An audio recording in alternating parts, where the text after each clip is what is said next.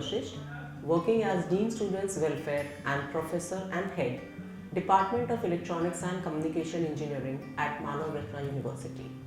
The topic that I will be discussing today is an insight to electronic design technology, embedded systems. As an outline in this discussion, the following points will be discussed. What is an embedded system? Major applications, job prospects. So what is an embedded system? Embedded system is an electronic and electromechanical system which is designed to perform a dedicated function. So to perform the dedicated function, the system relies on both software and hardware. Hence, the embedded system is a combination of hardware and software that is programmable and specifically designed for particular functionality. The embedded systems are silently ruling our lives, but many a times we fail to notice their presence due to the growth of electronic in today's world. It is hard to find any electronic device which is not embedded. The embedded is the future. All the industries are moving towards embedding some brain inside the devices. So the most important characteristics of an embedded system are the speed, size, power, consistency, accuracy, adaptability. The embedded system performs the operation at high speeds, hence can be used for real-time applications. If the size of the system and power consumption is low, then the system can easily adjust in different situations. The embedded system, as the name suggests, are designed for specific function within a large system. A mix of hardware and software embedded systems can be found in nearly all the aspects of modern day life, from camera to aeroplanes to toys, doing work in Internet of Things. The system includes microcontroller memory units, sensors, actuators and interfaced iOS platforms. So now the question arises, how it is different from a general computing system?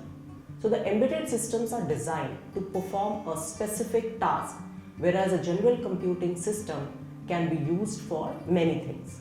A general computing system has a general purpose operating system like Windows, which handles multiple tasks, whereas an embedded system has a special purpose hardware and embedded software, which is known as RTOS or real-time operating system.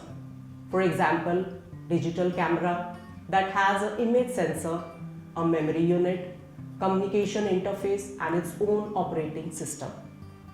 So if we talk about the classification of embedded systems, we have first a standalone embedded system. Now, as the name suggests, they do not require a host like a computer.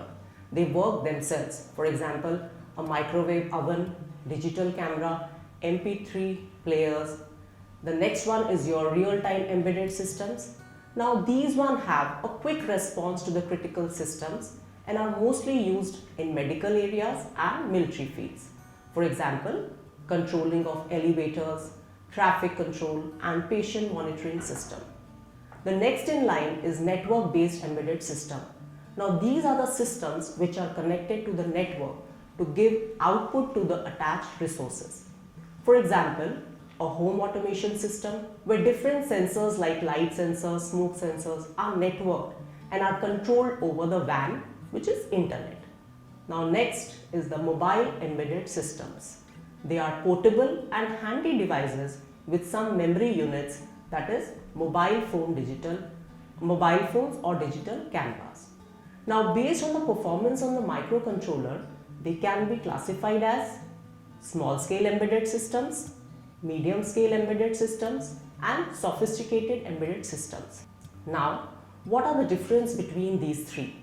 A small scale embedded system, they generally consist of 8 to 16-bit microcontroller and perform a task at a small level. For example, an automatic door lock, washing machine, fax machine, printer, vending machines, etc.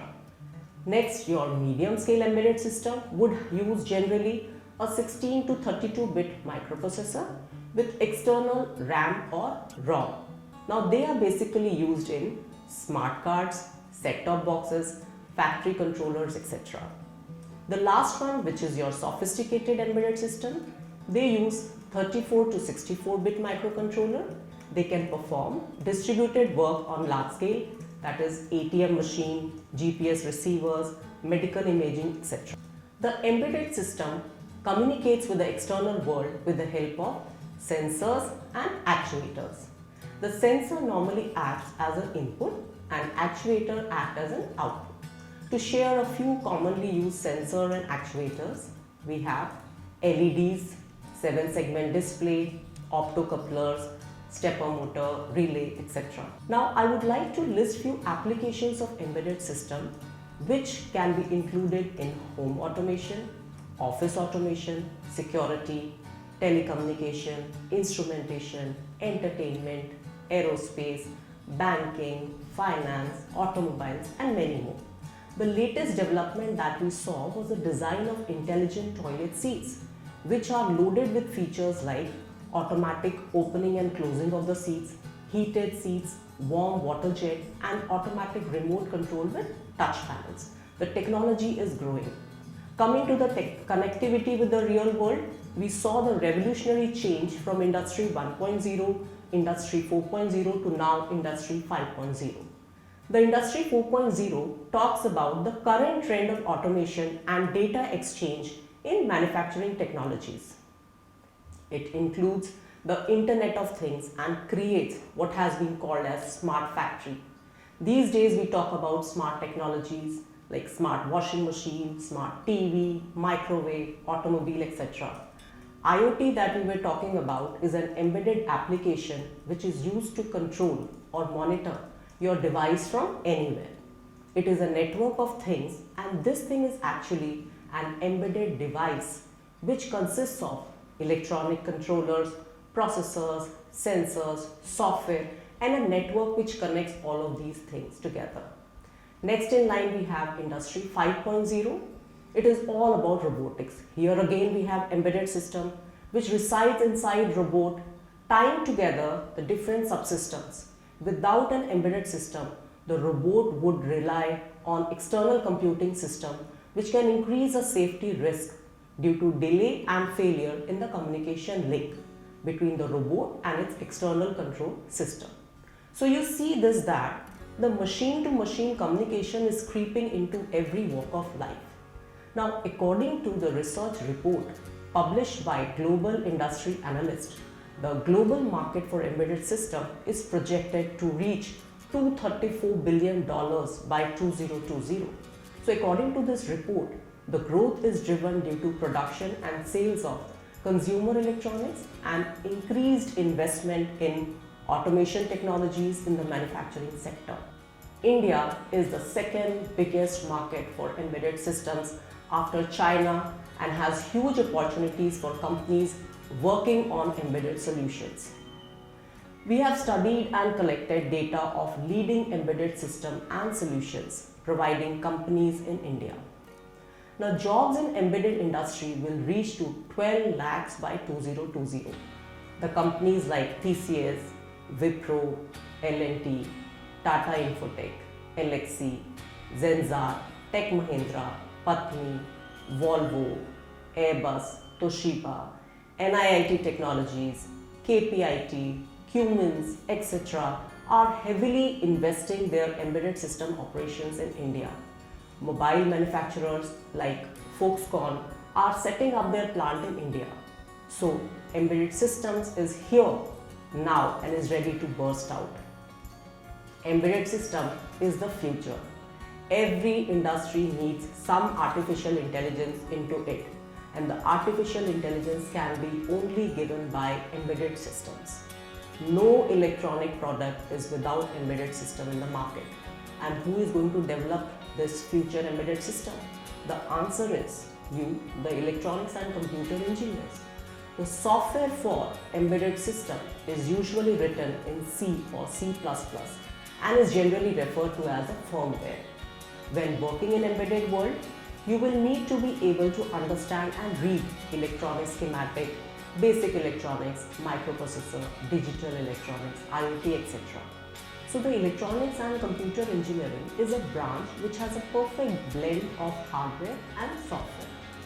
Some of the profiles that the student can achieve as a career opportunity could be a system design engineer, embedded software engineer, system software engineer, application software engineer, software test engineer, hardware engineer, validation engineer, application engineer, tech support engineer, or product application engineer, to name a few. Now, where are these applicable? In industrial machines, automobiles, medical equipment, space, cameras, household appliances, agriculture, airplanes, vending machines, cellular phones, PDAs, toys, health devices, and many more. Similar, down in the line we have telecommunications, satellite communication, avionics, testing and measurement subdomains. So in short, everywhere. Now in the end, let us discuss about the few personality traits required by an aspirant.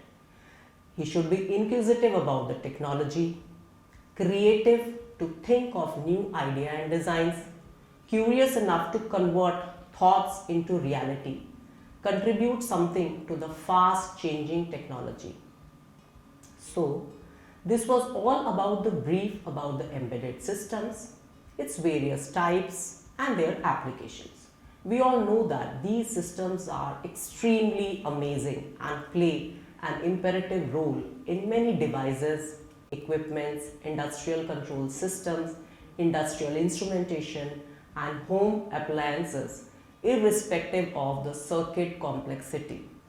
And there is an amazing growth in job opportunities.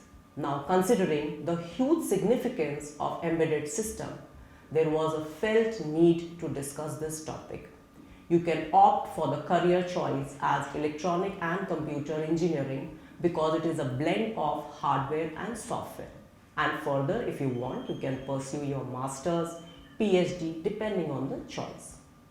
In case you have any further query, please feel free to mail at hodece@mru.edu.in. I repeat, you can mail to hodece@mru.edu.in. Thank you so much.